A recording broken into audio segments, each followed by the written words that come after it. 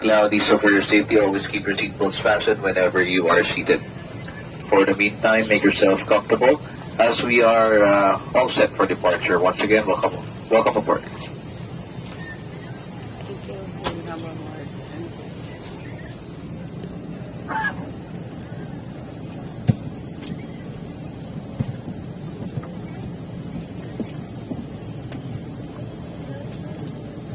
Dear guests, this is your Asia flight 32328 bound for Manila with all ground personnel. Kindly leave the aircraft ready for departure.